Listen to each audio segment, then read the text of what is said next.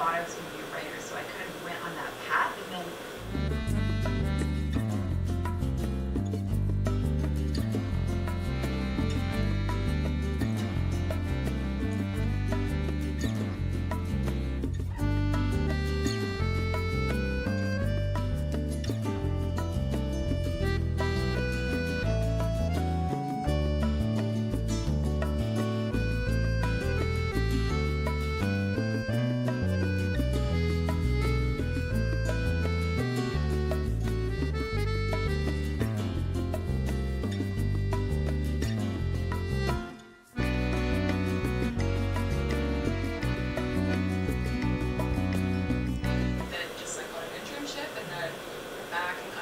and now, doing exactly that, so maybe she'll have your same shift. it's a good one. I'm at CKUT, which is McGill's campus community radio station. I'm there with the Local Journalism Initiative, so that's a government-funded program that supports local journalists in minority language communities and rural communities. So in Montreal, English counts as a minority language community. So CKUT gets some of that government cheese. Thank you. But it's really been amazing. I've been there since the summer, and being able to basically restart like local news at the station, which is something that used to be sort of administered by a coordinator. That job doesn't exist anymore. But what's really amazing about it is I got started as a McGill undergrad hosting a news show on CKUT like years ago now through the McGill Daily actually. And so it's fun to come full circle and now be paid to do this, and also be able to like be a presence there to help like a growing news collective, a lot of whom actually come from the Trib. Like there's this growing McGill Tribune to CKUT pipeline, which is really funny and amazing. But just being there and like being on hand to help people find airtime or like figure out how to do their first news story, how to use the equipment, all these kinds of things is like amazing to just see what difference just a warm body there makes. In now we have, I want to say like 20 people who are regularly like making news coverage from basically zero. Like it's less than a year that we've had that. So if any of you want to get involved, please do. But I really I guess cut my teeth at CKUT.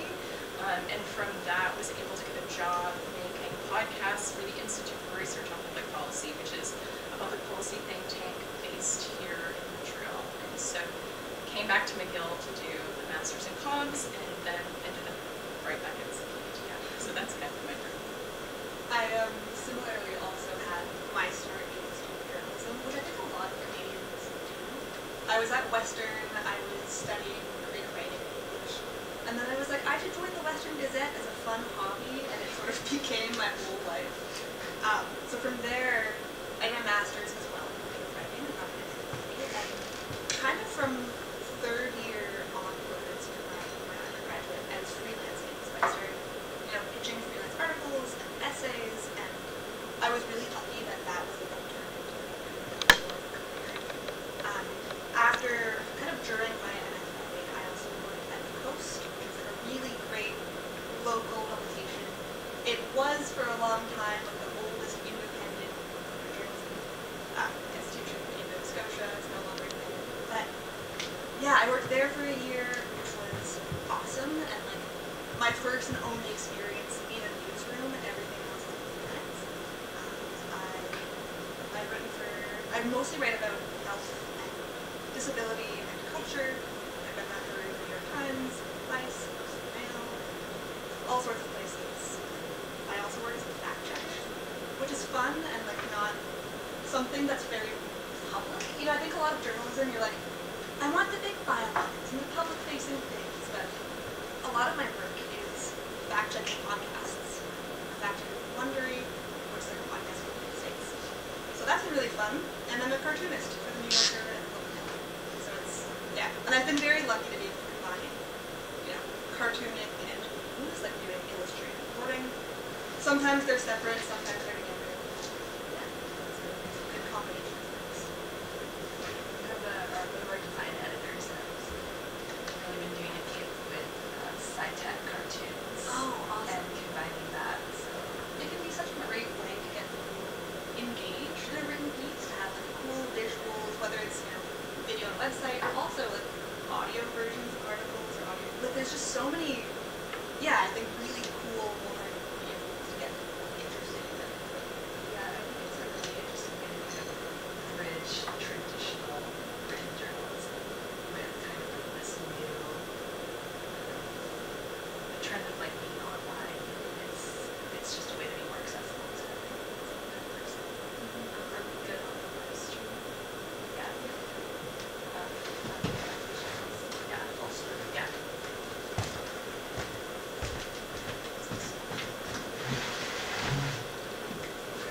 is on. I might just be able to speak. I think y'all will be able to hear me. I want to thank you all for coming to the 10th annual Tribune and Media and Journalism Conference. I want to welcome you today. I want to thank our friends from CKUT for getting the live stream going. Hi everyone, it's live streaming. I also want to thank the staff at Thompson House for making the space what it is. People who clean the space that we're in, people who set up the chairs. It really does mean a lot to have a space that's really pleasurable and welcoming for us. I want to start with a land acknowledgement before we get started. The Tribune is situated on the ancestral and unceded territory of the Gauniahaga, a place which has long served as a site of meeting and exchange amongst many First Nations, including the Gauniahaga, the Haudenosaunee Confederacy, the Wendat, Abenaki, and Anishinaabe, among many others. The Tribune honors, recognizes, and respects these nations as the traditional stewards of the lands and waters. James McGill, our university's namesake, rose to power, property, and fortune off of colonial trade and his enslavement of at least 2 indigenous children and 3 people of African descent. We must acknowledge the 5 people that he enslaved: Jack, Sarah, Marie Louise, and Mary Montagnien, and one whose name has not been uncovered who did not receive the same recognition. It is essential to acknowledge McGill's inextricable ties to slavery and colonialism and its continued impact on journalism, especially as it has been used to justify relations of domination, erase settler and racial injustice, and conceal stories that need to be told. And I also want to say that this line acknowledgement derives information from Dr. Charmaine Nelson, who now works at the University of Massachusetts at Amherst, but when she was here, her and her students put together research in slavery at the university, advising tenor recommendations.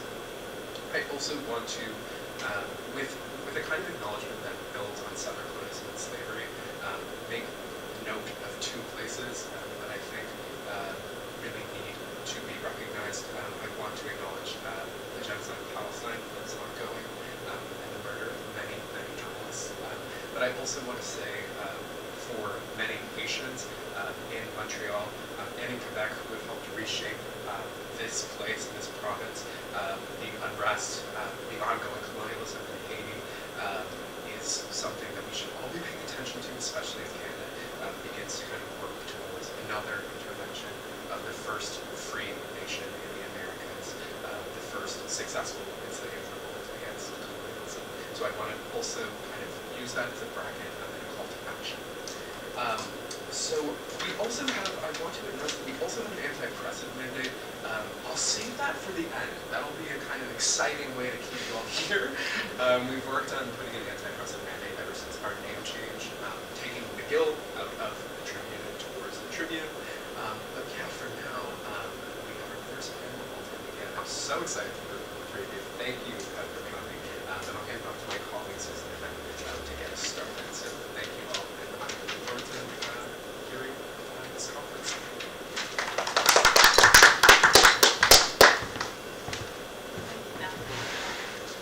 Go back.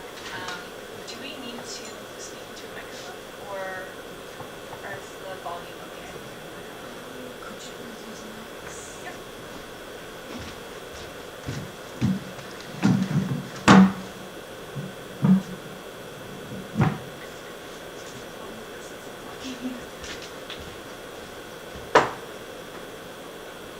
It's our first panel of the day, so we're still learning. That's okay.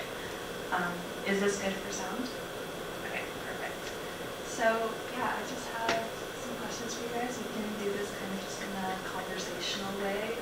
Work off each other if we want. We'll do a video that we'll be looking into a little bit later. But yeah, my first question, mostly I wanted all of your opinion on like, why multimedia is so important in journalism. Yes. Start with on the first side.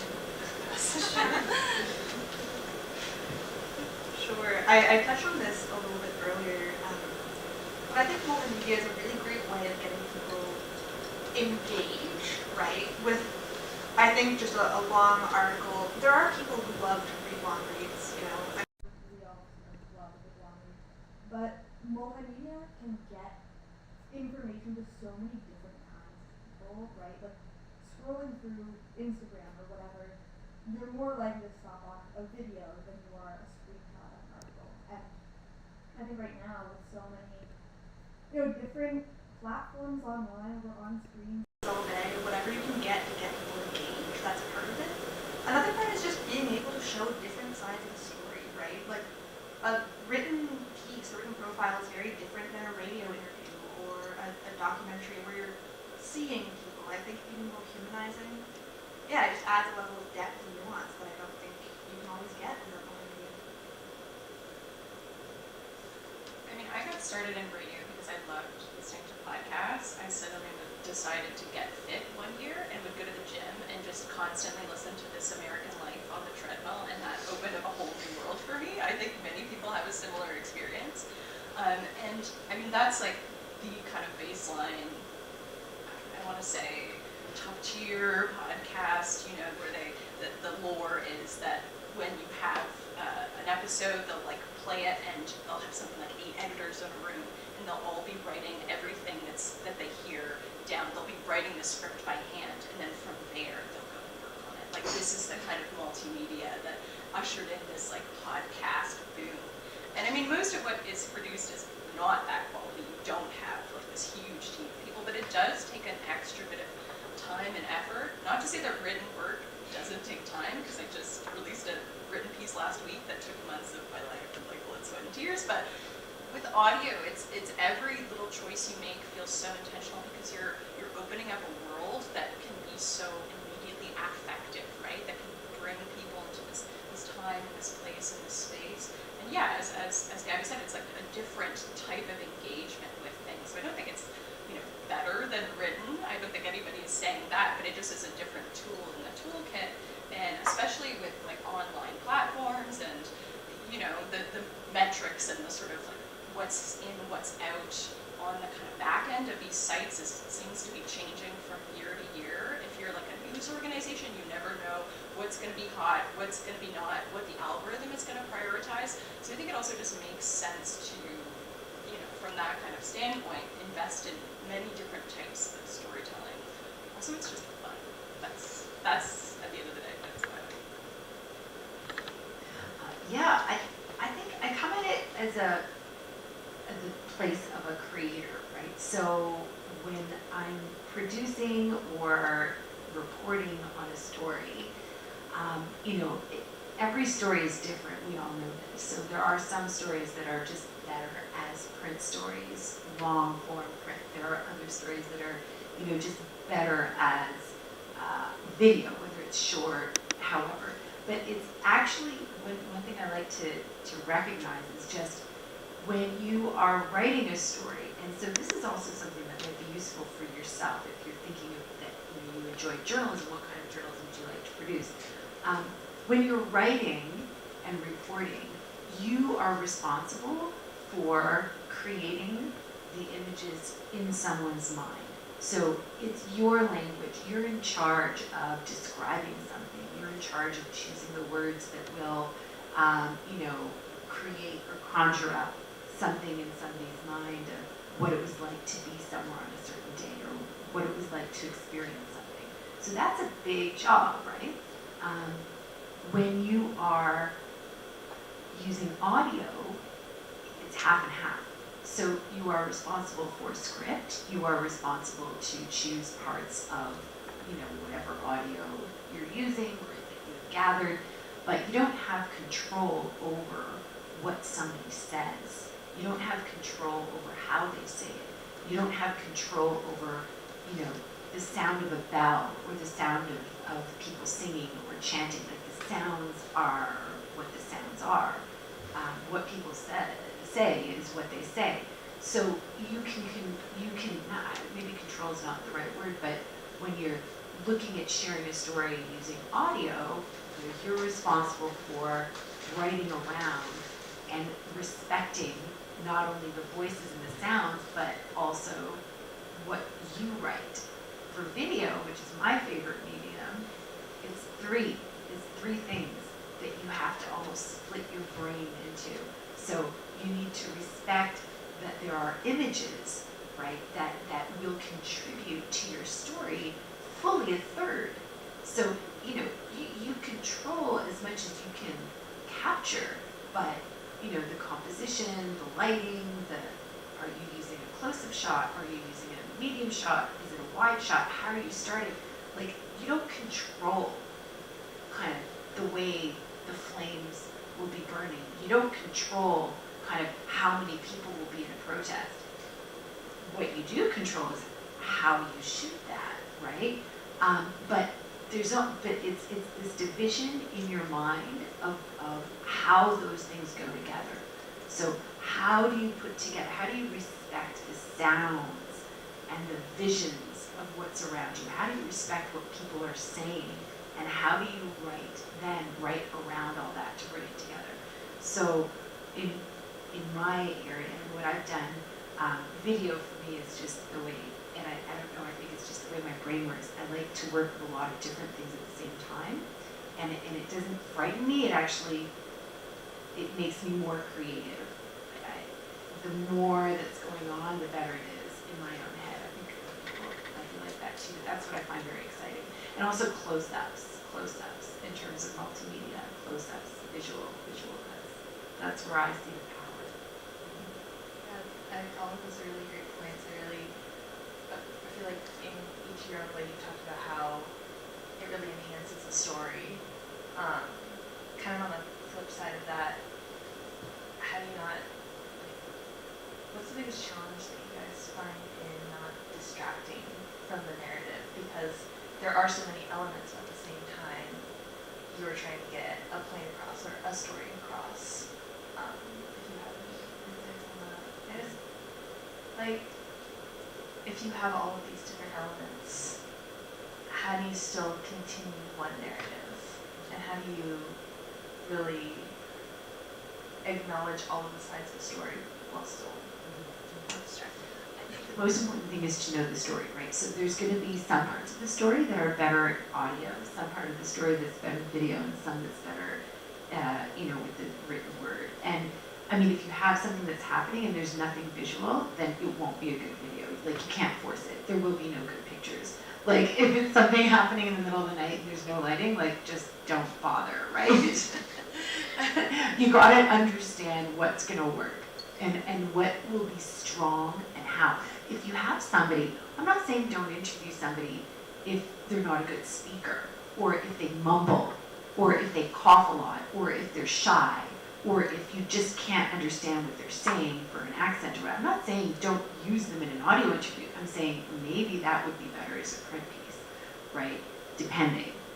But you have to kind of listen and look and feel what is going to translate best, I think, for the most effective journalism.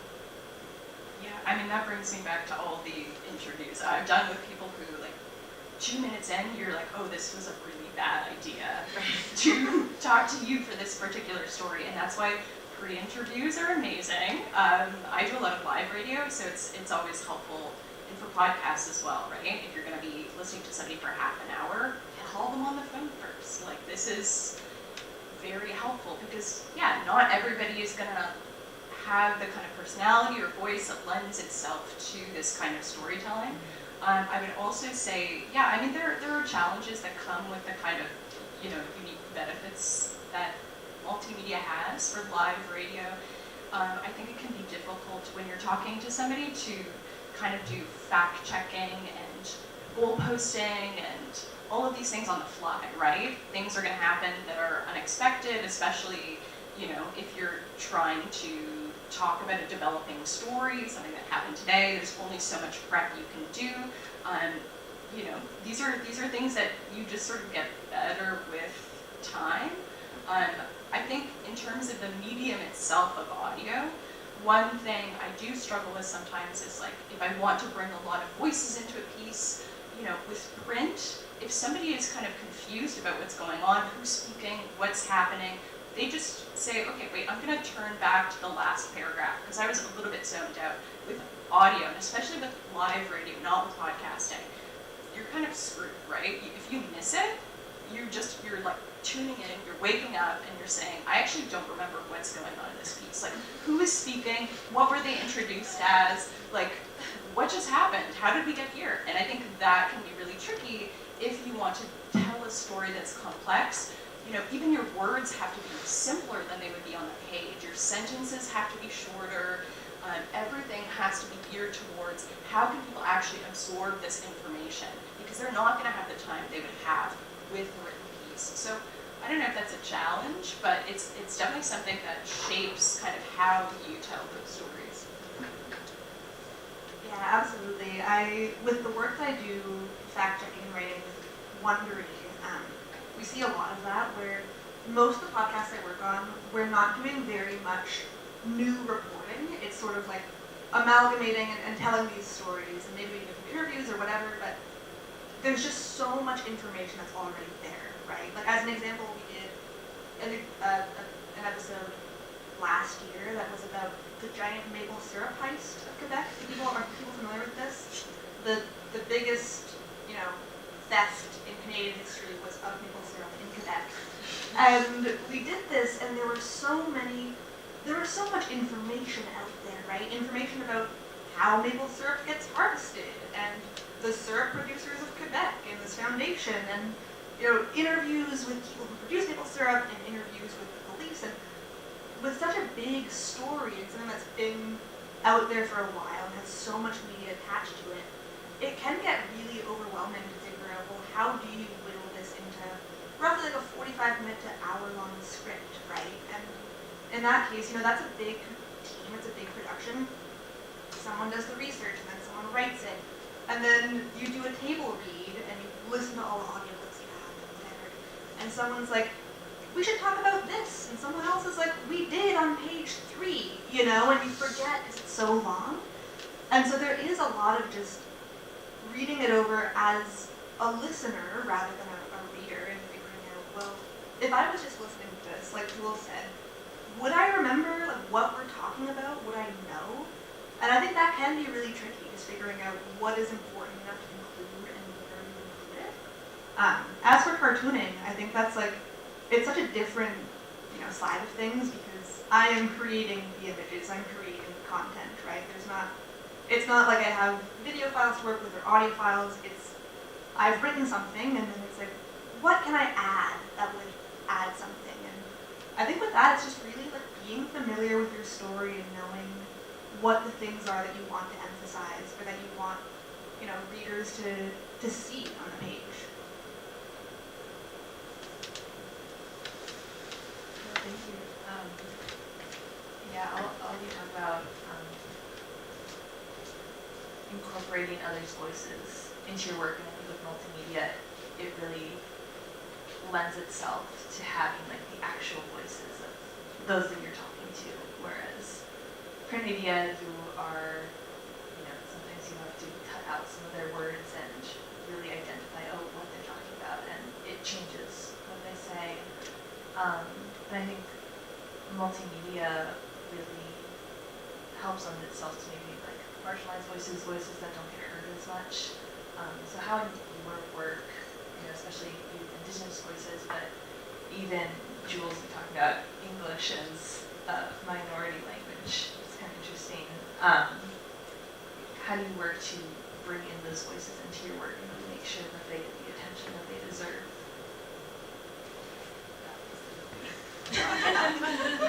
Yeah, very awesome.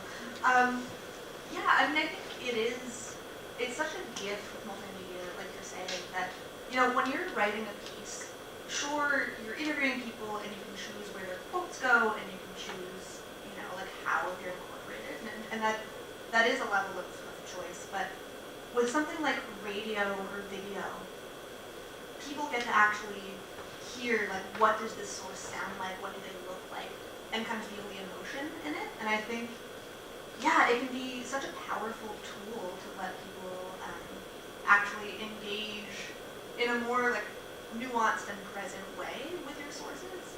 I think, I'm curious to hear what you both think as well, but it's been really cool, again, especially with the podcasting, with cartoons, doesn't come up as much, but with podcasting, when we're doing older stories, and there's such a wealth of archival material and interviews and spots, to pick. Sometimes you want to include everything, right? You're like, there's 80 awesome clips, and I'm going to put them all together, and now it's 4 hours long.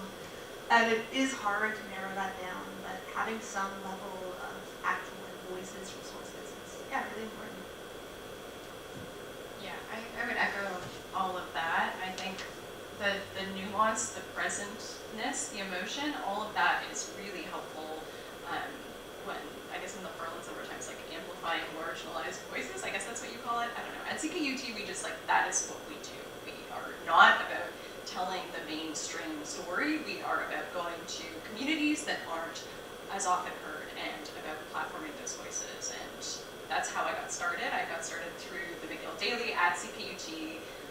We had the Antio mandate, and that was all that we did. And so even when I moved into a more kind of think tank space, that was still what my heart was about, okay, I have a different audience now, but I can still tell stories about the kinds of public policy issues that they might not hear about in their day-to-day when they're hobnobbing in Ottawa, right? These are maybe not the things that are top of mind, but even if you're getting a kind of different audience and you might need a different kind of speaker, these are still things that can speak to everybody if you have a kind of, resonant and poignant argument being made. I think that's, it's not something that's a challenge apart from just gaining trust in communities and making yourself available so that if there is something going on with them or the people around them, then they can turn to you and know that you're not going to misrepresent them. I think maybe multimedia, because there's such a strong element of having somebody's voice or face in the piece, maybe they feel like they're less likely to be misrepresented. I don't know. I hope so. I hope that I have that trust from people. But I think it's just about making those choices, right? And saying that this is what you're going to prioritize. And once you do that, once you start with that kind of mindset, I think it's pretty easy to keep going from there. Yeah, I think the trust building is a big part of it. So in my work, my work is a response to Call to Action 86. So that's the call to action to the media and journalism educators to, I wouldn't say right the wrongs, but to do things a little differently when it comes to journalism. So in the opening comments that you made, Matthew, very much appreciated the acknowledgement that journalism in Canada has been, very affected and unfair and negative and damaging to Indigenous communities for generations, and has caused a lot of hurt, and it's been years. Negative stereotypes and tropes that have created a situation where there is not a lot of trust. So back in 2015, when the Truth and Reconciliation Commission did their big report and these calls to actions were published, that's when I actually really shifted my work, and all of my research is based on this. So when we talk about trust building, so I've worked with 2 communities, and I have ongoing relationships since for I would say 7 or 8 years with one particular community in Northern Ontario, and then another community in Northern Quebec, in the Arctic region of Quebec. And just to give an example, the relationship with the community in the Arctic started in 2019, and I'm going up again with some students in September. They're an amazing community. So when it comes to responding and doing things differently, so in my mind, I thought, okay, I'm a prof now, and I have these relationships in the media because of a long career. So I created this kind of research project where I was working with particular Indigenous communities that were creating these clean energy initiatives.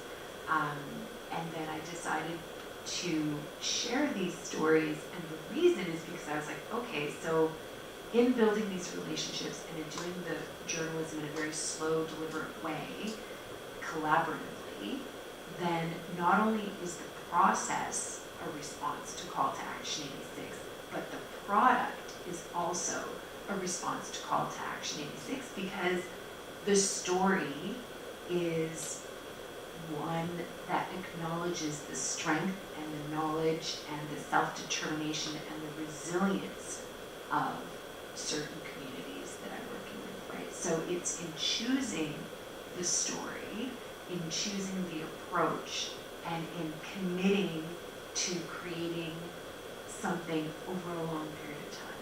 So that's kind of not the journalism as usual, and I acknowledge that because I was a journalist in that very colonialist setup for decades. But now it's really my life's work to do it differently and to bring students along with me, to hire them as research assistants, and then we produce things together, and then some of them do their masters at the same time, some of them just become journalists right afterwards, like depending where they are in their journey. So, you know, it's one step at a time, but that's in my approach. And I feel very privileged that I can do that, but it took like decades of, you know, of coming to that. So that's where I'm at. And I have to say too, when you talk about voices, so I'm going to show the trailer a little later for the Arctic story, but so all the work I put it on CTV, right? But the documentary, so the multimedia story in the Arctic was about this community. So they're the very first community in the entire Arctic region to go 100% from diesel to clean energy, literally overnight. So they're an incredible community, and they've done it all on their own. They've been working towards this for 20 years. And so when we did the story, I took up 3 students, one who was focused on a print piece, one who did a whole photo gallery, and then one who worked with me on the documentary. We ended up doing 2 documentaries, but so we were kind of like a multidisciplinary team. We worked together on things. I'll just, as an aside, so the one who did the print piece is now at CBC in Whitehorse. The one who did the doc with me is now breaking news assignment editor at CTV National in Toronto, and the Karya is doing docs in, the one who did the photo gallery is doing documentaries in the Caribbean, which is very cool. So together, right, we did this, but again, it was different because we collaborated with the community. So I know that like the conventional colonialist way is to not show somebody a version of your story before it gets published. But I feel, and this is after many, many years, and this is what my research is about, I feel that if we're gonna write the way things are done, we have to be courageous in the way we do things. And to be courageous in the way we do things means, for me, the way I do things is I will share everything along the way to make sure that I get the story right. That's what it's about. It's not about me hoarding. That's the whole problem. That's been the whole problem. So it's not saying that I'm giving a veto. It's saying that I am making sure that I'm sharing responsibly and properly. So that's what it is, and it's difficult because it takes a lot longer, but in my view, it ends up being more powerful and we amplify properly. So when you talk about voices, I made the choice not to have my voice anywhere in the doc. So my voice is nowhere. It's all the voices of the community. And for the voiceover, I wrote the voiceover, hired a local translator, hired a local voiceover artist, and then paid Beatrice Deer for the music, who's also from Nunavut, because I didn't want, like it really was very, very intentional to do it this way. So much harder, much longer, probably more expensive, but I feel like we're getting somewhere. So that's kind of, I know it's a lot. That's good. That's work. You know, I feel like I think that's something that we kind of struggle with as student journalists because a lot of our pieces are so fast.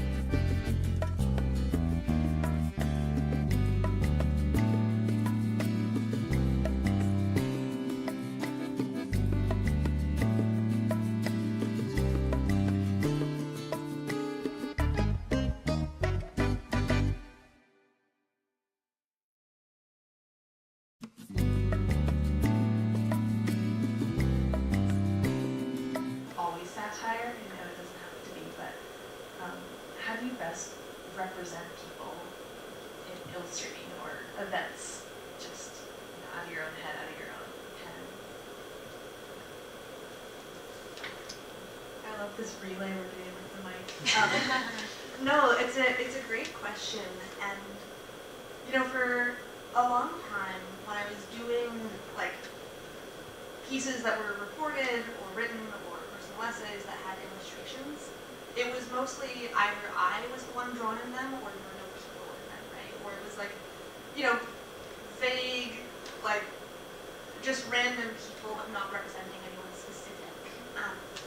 And I think with that it was just a matter of, you know, figuring out like again what the best image is for a story and what would convey it best. But I was never drawing the sources or anyone I was talking to. I think that's like a very difficult thing. And then recently, since September, I've been an editorial cartoonist at the Globe now, and so every 3 weeks I do a cartoon that's like very directly related to politics or current events. And with that, I am drawing people, right? I'm drawing Doug Ford, and I'm drawing Tom Love from Margaret Harris, and we're doing the whole thing. And it was so interesting because when I first started doing that, I was looking at other examples of like editorial cartoons of these people, and a lot of them are really mean, right? Like I think it has been for so long. Cartooning is old, and with the Globe and Mail, you know, the reason that they hired me and a few other new cartoonists to do the new spot is because the guy that they had for decades retired, and I think as with so many industries and so many art forms, it's easy to sort of fall into a pattern that maybe isn't necessary, right? And it has been really interesting to figure out, okay, like, how can I draw this person who maybe I am making fun of, usually I am making fun of in some way, but I'm making fun of their politics or a policy and not their appearance, right? So that has been really interesting. Like, how do you represent someone in a way that is cartoony? It's not photorealistic, it's going to be 2D, it's going to be, you know, thick lines, but that isn't rude or offensive. And I think it's just a matter of getting the likeness in my style without exaggerating certain features or, you know, and yeah, that has been something that since September, I think the first editorial cartoon I did with the Globe was a Doug Ford cartoon. And I was like, there are so many cartoons of Doug Ford, and they're all really, again, unflattering in ways that they don't need to be, you know? And so it's just, yeah, that's been an interesting thing. And otherwise, like, if I don't have to draw a specific person, if I don't have to draw the likeness of someone, I just won't. I think with cartooning, yeah, it can be really easy to read all cartoons as sort of punching at someone, when that's not always the intention. It's often not the intention. So Doug Ford and Kamala say so many outrageous things that you don't even need to go to the appearance. Like, you know, do we all know, you think you just fell out of a coconut tree? Yeah. Like, yeah, it's just like the jokes write themselves, maybe, I don't know. Not to discredit the amazing work you do. No, you're correct. And I will say, the one thing I did try to do with Kamala Harris was that when I first drew her, she wasn't the one speaking in the cartoon, she was in it, and I drew her laughing, because she's always, that's the thing, she loves to laugh. And my editor didn't get it. He was like, why is she smiling like that? What is she doing? And I was like, no, she's laughing, that's what she does. And so I think sometimes, you know, you do have to, I argued, in the end she was not laughing in the cartoon, but sometimes you do have to sort of negotiate, like, this is how I see this person in my head. She's you know, ha ha ha, the wheels on the bus, she laughs. But, yeah, sometimes you have to negotiate your view of someone or your cultural understanding of someone with, maybe, I don't think the average Globe and Mail reader knows that meme, right? So. Because they're not on Twitter, and we are. That's the difference. So, I guess. I do cartoons for Twitter users. Well, yeah, this is, I mean, if I can ask a question, how do you navigate, like, being very online, which I think, like, probably the Gen Z journalists in the room might relate to, and then, like, working at a legacy publication where, you know, you're not talking to, like, your peers, you're talking maybe to their dads? Yeah, that's a really great question. Yeah, it is interesting. You know, I feel very lucky for Twitter, which is I don't think a thing that people say often anymore. But back, you know, in the olden days, like pre-Elon Musk, Twitter was a really good place for people. Like, I didn't go to journalism school. I didn't have connections in the industry beyond what I had made at the Gazette. And a lot of the editors I still work with, I met on Twitter as I was starting, and freelance opportunities came up, and it was so important for me, but it's also been interesting to balance, you know, and I'm sure you'll both have opinions on this as well, but balance what you say, whether it's like a silly joke. I have a very like jokey, unserious presence online, and political things with job opportunities, right? There was a while where people were really worried about, you know, what, like, can I speak out about Palestine, or can I speak out about things that matter to me without losing job opportunities? And I've been lucky to be established enough in my freelance career that I feel like I can speak out about things that matter to me, or I can like make fun of Doug Ford without losing job opportunities. But that was tricky in the beginning, and even now, you know, with like working with, you know, legacy publications, and especially like legacy publications that aren't necessarily leftist publications, balancing what I say and how I feel about things. So I often disagree with the publications I'm working with, right? I think that's a really key part of working with huge media organizations that can often have, you know, like different politics than you, different histories than you. Yeah, I've just been really lucky that I feel established enough to not worry too much about that now, but in the beginning I thought about that a ton. It was really hard. I was like, can I make fun of Jesse Brown and also have a job? The answer is yes. You can and you should. I'm not condoning cyberbullying. So what should I talk about? Because like I feel like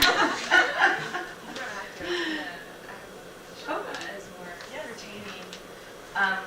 I wanted to kind of transition into, you know, getting the reader in a split second. Obviously, first we can show your first minute clip, but even a soundbite, even, you know, one image, like how do you capture readers' attention in, you know, obviously you don't have just one piece, and I think multimedia really lends to that grab, that hook. So you can play your trailer again. I have it, and then you guys can talk about the rest of it. So that's how this works.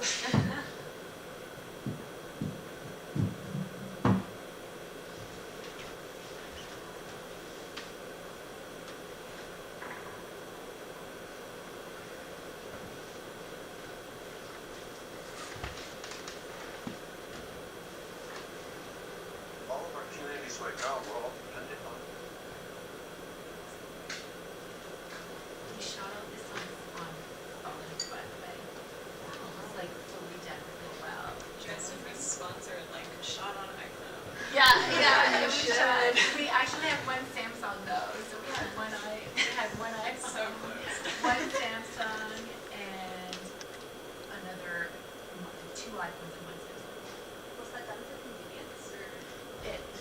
I mean, in part, when you're kind of in a community, like this is, 2,000 kilometers north, there's no cell service anyway, it's like super cold, batteries are gonna die, setting up tripod, like it was just not, I mean, we had tripods, but it was logistically easier in terms of travel, but also, I think it also is easier to get people to be more open without a ton of equipment. I think the projector may have turned off.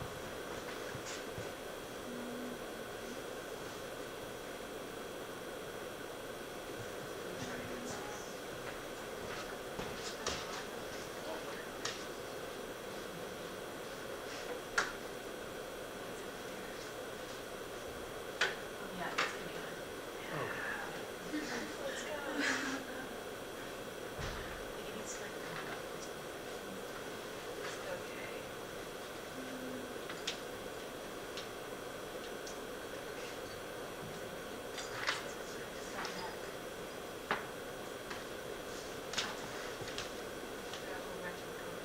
But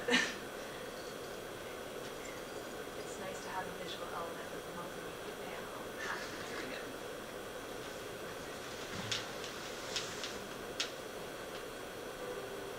All of our communities right now, we're all dependent on diesel. Burning diesel creates millions of carbon dioxide emissions every year, and spills can be catastrophic to land and water, affecting the food supply for entire communities.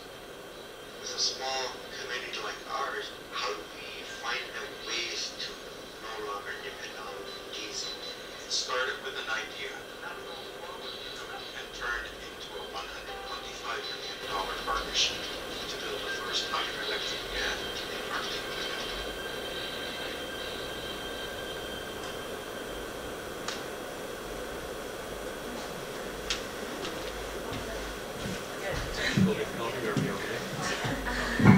Sorry.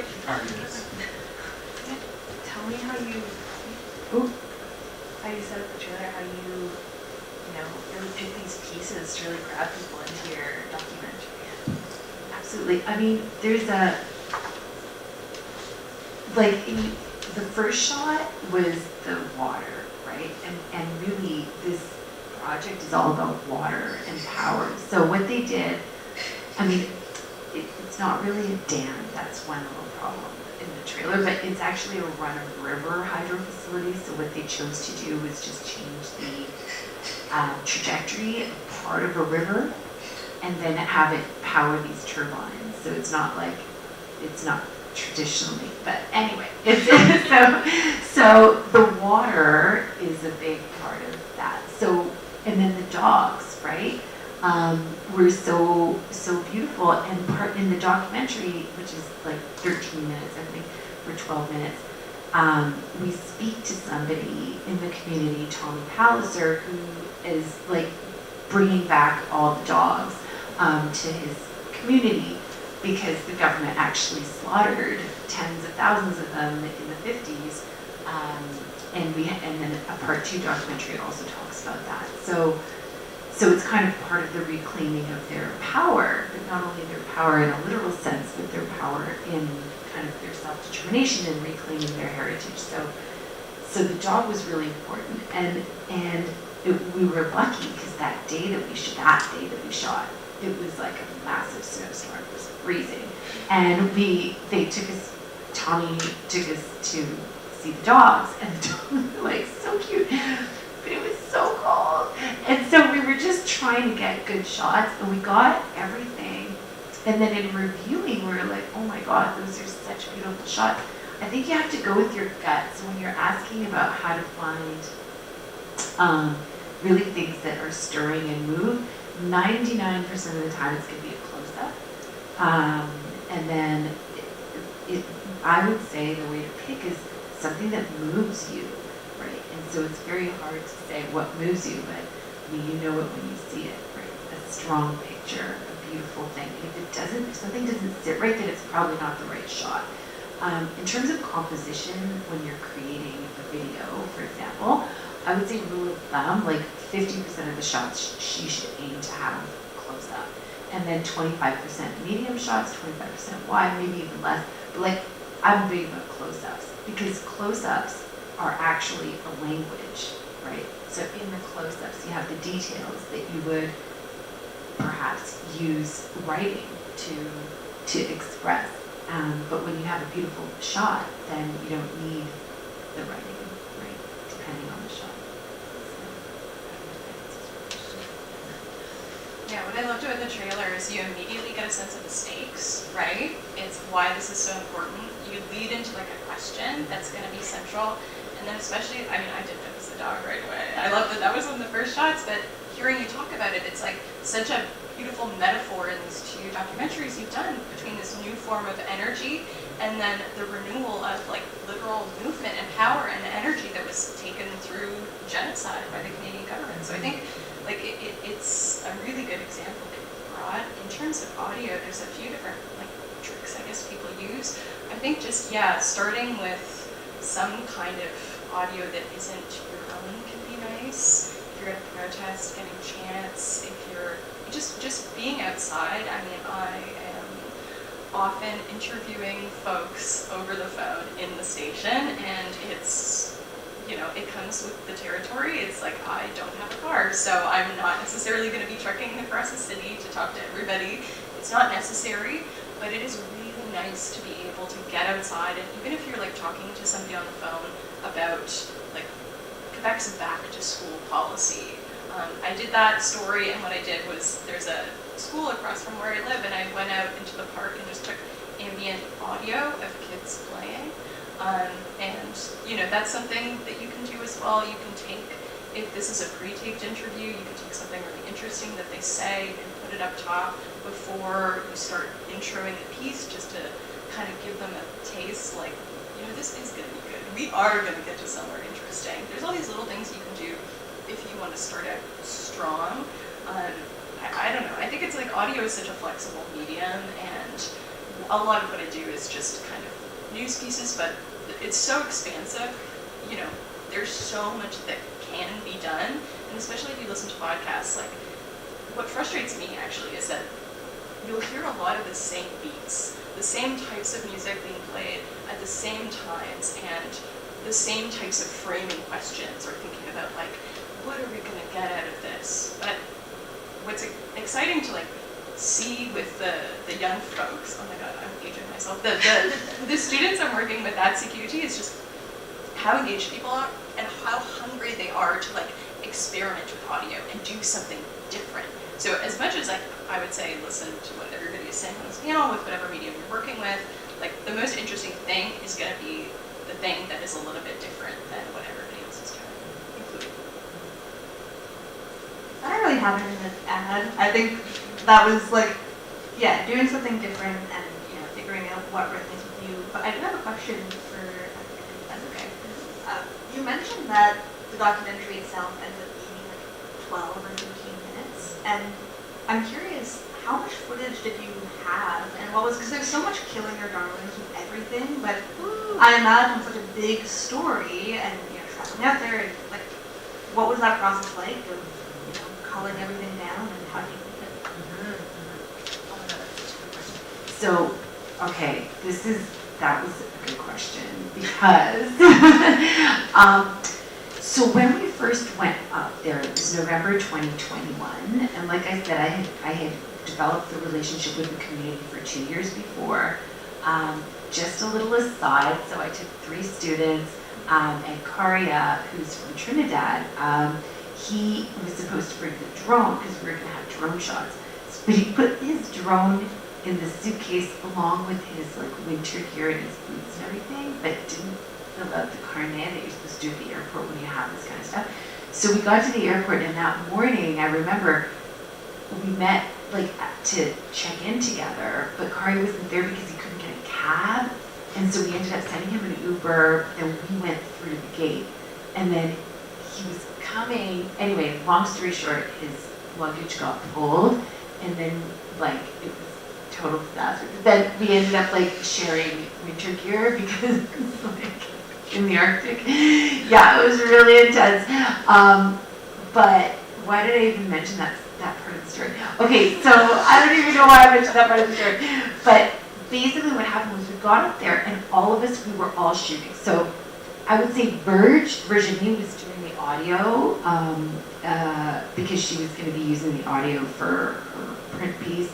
And then Luca and I were definitely doing most of the video, and then Kari was doing video and photo. So that's kind of so the process is tough because when you're on a team like that, every night we would, at the end of the day of shooting, we would do a data dump. So we would organize all the files into day one and then per shoot. So like per interview. So we'd have like this person's interview, this person's B-roll, this person's audio, a million files by day, and then by person who's shooting. So it was a lot.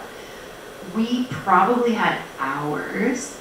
How do you pick? So from November 2021 until I would say February, so several months, like we went through everything. I fed the interviews through Otter and picked preliminary clips and started crafting kind of the doc. But knowing that not all of this is good, right? So you can shoot hours and hours, but not all of it's going to be good. So I went through and made a shot list of everything, and I immediately isolated the best video, like with the best video. So we had a shot list of like, really, okay, this is the best of the dogs, this is the best of the construction, this is the best of it. And then like shots that absolutely had to be in, and then shots that would be good if they were in, and then other shots that could cover like if we had a problem. So did the whole doc, had a version ready for the community, was about to go back and discuss when we found out that one of the main interviews, who was the mayor, Simeone Electrug, passed away. So when that happened, I made the executive decision to rip apart the entire documentary and to have two documentaries. So one that would be Simeone Electrug in his own words, because when we went to interview him, I didn't even ask a question. He said what he had to say. And at the end he said, and that's what I have to say. And I've never had an interview like that before in my life. And it was amazing, but he had things he wanted to talk about. The dogs, the killing of the dogs by the Canadian government, the forced displacement of his people to the high Arctic, like residential schools. He wanted to talk about that. And so, and about the power and the water, etc. But the first version had him integrated, and then it just didn't feel right. I was like, he just died, like I can't have bits of him in this doc. So, ripped it apart, did a whole second doc that's on the website, by the way. If you Google CTV Inukjuak, then you'll find it. It's Arctic Shift to Clean Energy. And then redid the whole thing from scratch. And then went back to the community and actually went back to his widow first and showed her alone first, made sure everything was correct, went to the community, made sure they were good with everything else. Everything was good. I didn't make one change right away. Everybody loved what we came up with together. And then the screening, the world premiere was in the high school in Inukjuak first. The next day we put it on CTV. The next week, the Indigenous Clean Energy took it to COP27 in Egypt.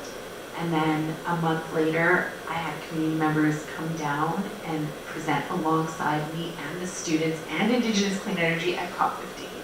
So like really sharing the story. But when you asked about the footage, like it was that, and you know, that wasn't a kind of a normal progression of work, but that was an example of what it took. It was really, it was like, we're going back up in September. I'm so happy I want to see them again. Are you doing another doc in Yes, September yes. about the same thing, like a continuation? Yeah, so they're amazing. So we're going up there because they've started with the process of using clean energy. So we're going to cover that and then their plans for the future. Amazing. Well, sorry. Well, yeah, so if you're interested in coming to Concordia to do a master's, then you can come and do an MA. You can come and do that with me and maybe be one of my research assistants to do your master's at the same time as producing this journalism. Or you can come and do a one-year journalism diploma, which is a graduate, 1 year post-undergrad, just to do skills and basically get people set up for internships and job matching. That's really great. Yeah, I mean, obviously, I know we're all looking for routes to go after this, so I think definitely a lot of people will be interested in that. We've got 15 minutes, so I can open up the floor and see if anybody out here has any questions. Yeah, because I'll pass the microphone. Like my voice worked because I had small, so I don't know if I actually need it. But I had a question for you, Jules, because I know that I know that the role that you have at CKUT right now is funded by the public grants. And how do you balance that with like having an anti-oppressive mandate and wanting to do the alternative journalism that you want to do?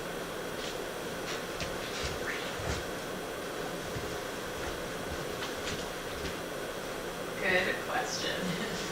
It's hard, and I think the people that I work with who administer the grant don't always know how hard it is. I will say that it's been amazing to work with the Community Radio Fund of Canada, and they offer such great support and guidance and a platform and my salary, and I really, really appreciate everything I've been able to do.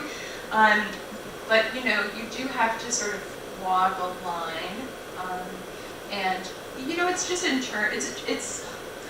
I guess at the end of the day, it's not that hard because what I'm doing is just framing the story maybe in a slightly different way. So I'm seeking voices primarily, and especially in audio, right? You're platforming people as like the first go-to expertise on an issue that maybe other places aren't. And that's sort of what I've always been trying to do, even when I was doing public policy. Like I was looking for people on my podcast who maybe were not considered experts and weren't doing the circuit, but I thought they had expertise and we should be platforming that. So I guess I'm doing the same thing, just in terms of, you know, who do I think counts as an expert? Whose voice do I want to hear? Or let's say I'm at an event and Justin Trudeau is speaking and the Premier of Quebec is there and it's about one thing. But then at the end of the event, some hecklers for Palestine are taken out by security and they disrupt the event. Maybe across other mainstream outlets, those people won't be mentioned at all. At CKUT, like, we have to say this happened. That counts as newsworthy.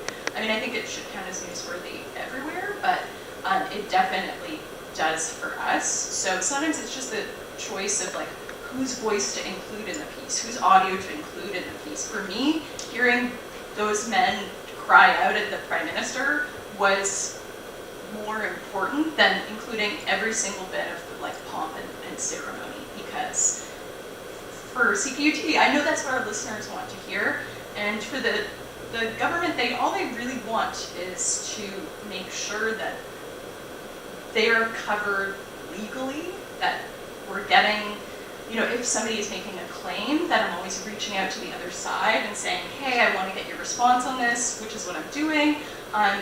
You know, often people don't want to respond.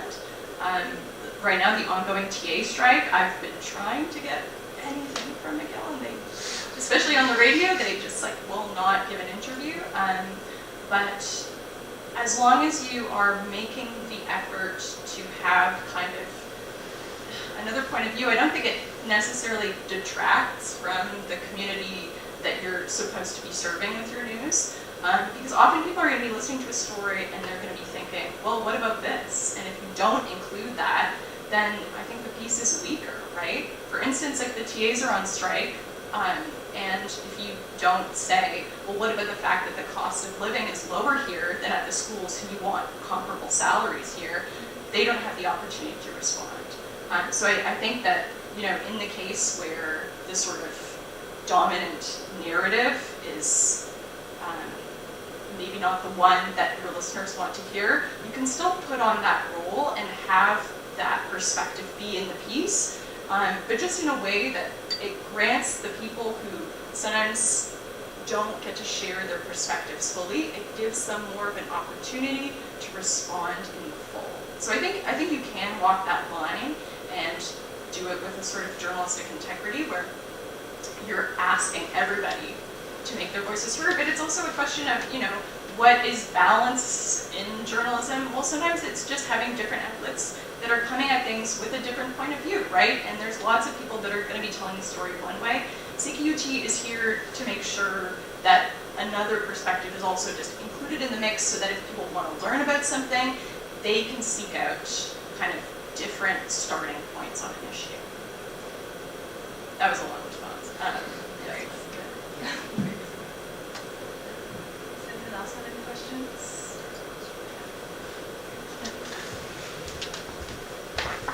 I just want to thank you for your first. This was really enjoyable. I feel like I learned a lot. Aphrodite, I have a two-part question for you. I'm wondering how some of your colleagues, more from legacy media, have responded to your approach. And I'm also wondering if you could speak about just some of the joys of co-generative journalism, what's brought you, just some joy in the process. Thanks so much. Yes, I've been super lucky. A lot of people say that they just love the idea of doing things this way. So I would say, I've just only had support. Also because CTV Montreal was great to be a partner and allow me to put all of the journalism and my approach like on their website, which was great because, you know, that was really great for us because we were able to just explain. I have a whole like article with all my collaborators and everybody's photos and like it was nice to be able to have a vehicle set up to be able to then, you know, launch it in that way. So that was really great. So I've had a lot of support from people. Some of the joys is actually in taking time. So, you know, I was a daily news reporter for a long time and there was no time ever. So I think also I learned that from my like Indigenous collaborators too. And it was really frustrating. Like I remember my learning process was frustrating for me. So my first trip to a community to do this work was in 2018. And I brought 5 students with me that time, different students, and mostly different. And so that time we were going to Gulf Bay First Nation. It's 2 hours north of Thunder Bay, and they were doing the first solar power grid of its kind in Canada, powered by these lithium batteries. Very cool stuff. But so the plane tickets were bought, and like I had to rent a van and like drive 2 hours north and in this like on this logging road. So it was very complicated to get there. And like literally 3 days before the trip, my community collaborator called and was like, "I'm sorry, like we had a death in the community, so we can't do it this week." And I'm like, "What?" I was like, "What do you mean you can't do it this week?" And they were like, "Well, we can't." I'm like, "Okay, no problem." Hung up the phone and completely freaked out because like, you know, here I'm like a prof, I'm teaching, I've got 5 students I'm bringing with me. I've like already bought tickets, I've booked hotels, I've like, you know, I've done all this like by myself, it's a grant like that. But that taught me a lesson, and the lesson is that sometimes, yes, you just have to take time, and if it's not going to work, it's not going to work. So I think one of the big joys is this understanding from Indigenous partners, my Indigenous partners who I owe so much to, because they've taught me to really step back. Really step back. And I would say in terms of social media too. So I'm very active on LinkedIn, which I find is a great, I like to amplify jobs and stuff for students and like colleagues and stuff. So I really like LinkedIn. I used to be on Twitter a lot, pre-Elon. Now I'm like barely there, I just can't do it. And even like Instagram, I'll go on like once a week kind of thing. And Facebook, because Facebook is really big with Indigenous communities, and there's like a whole Indigenous Facebook, and I'm part of a lot of community conversations. So I do that too. But I think the biggest joy has been in learning how to be more human and to take time and to just appreciate kind of relationships and just allowing life to be. I don't know if that answers any question, but I've learned that from my Indigenous partners 1,000%.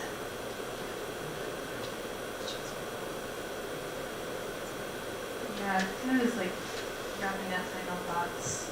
I think one of my favorite things about multimedia, I watch a lot of documentaries in the space, but you really just get time to sit with the information, like whether in comics it's using white space or using ambient noise or B-roll, like you really just get to sit like in this experience, this media that you created. And I think that adds such a depth and such an understanding to, one, how this is created, how the journalist has chosen to present it. And it also, like, it makes it more human, it makes it seem more real in a way that print media, I wouldn't say suffers, but it doesn't have the same opportunities for that. So I think that's really special. And any of you have anything else to say? Yeah, just join CKU2. Talking to live stream. That's all I got. Yeah, thanks for having me. I don't have anything else to add. But I will just say, I think Aphrodite is so right, that one of the gifts of multimedia journalism is not always, but often, it's longer projects, it's slower projects, and often you go into the story with kind of an assumption about what it's going to be, and it unfolds differently than you expect, and it's, I don't know, it's a real gift to be able to take the time to follow a source, to follow a story where it goes, and I think multimedia really lets you do that. Yeah, it was nice being here. Yeah, thanks. great. Thank you so much. Thank you guys for coming. I do really appreciate you guys coming to our little media conference. So, thank you, and thank you guys for joining us. I think we have a little bit of space for like food and stuff. Yeah, it's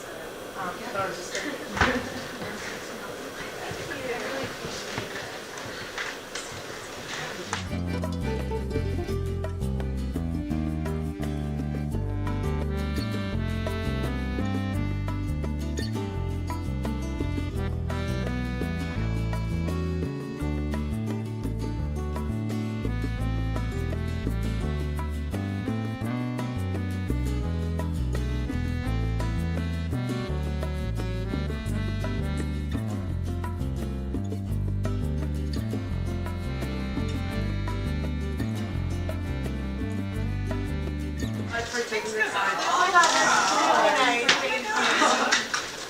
I'm here until I was like, oh my God. you on the hold on. I don't want them to.